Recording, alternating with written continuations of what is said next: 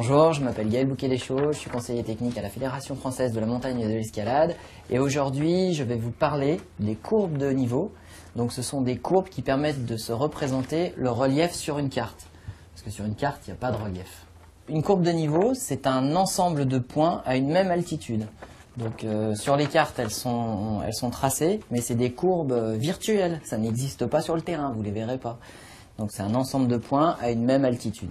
Donc voilà, ici on a une courbe à 1800 mètres d'altitude, voilà, sur cette carte. Et en fait, c'est un ensemble de points qui crée une courbe de niveau.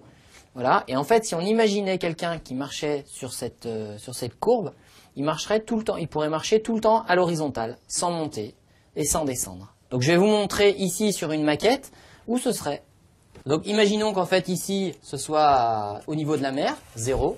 Donc là, on monte de 10 mètres, 10, 20, 30. Et ici, le bonhomme, là, en marchant ici sur cette courbe de niveau, va marcher à 30 mètres d'altitude tout autour de cette montagne. Donc maintenant que vous avez vu ce que c'était qu'une courbe de niveau, en fait, un ensemble de courbes de niveau vont nous donner à peu près le relief du terrain. Donc à certains endroits, les courbes de niveau sont rapprochées et des fois, elles sont espacées. Donc plus elles sont rapprochées, plus c'est raide, plus la pente est raide, et plus elles sont espacées et moins la pente est raide. Pour comprendre, en fait, ici, j'ai prévu une petite planchette de bois où j'ai tracé les courbes de niveau d'une montagne. Voilà. Donc ça, c'est une vue comme si c'était une carte. Pour la faire en relief, je vais poser des petites planchettes dessus.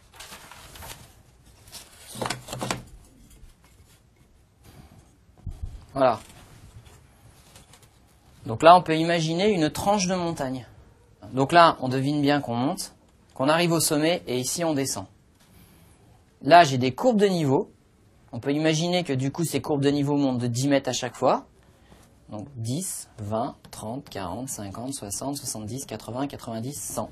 Maintenant, pour se rendre compte de ce qui se passe sur la carte, entre le moment où les courbes de niveau se rapprochent et au moment où les courbes de niveau s'espacent, et ben là, je vais pousser la structure de façon à ce que les courbes de niveau se rapprochent.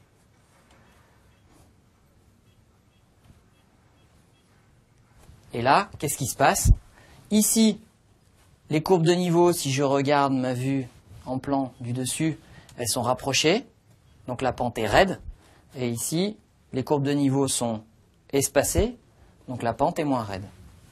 Et voilà, maintenant vous savez comment on représente le relief sur une carte par les courbes de niveau d'une même altitude.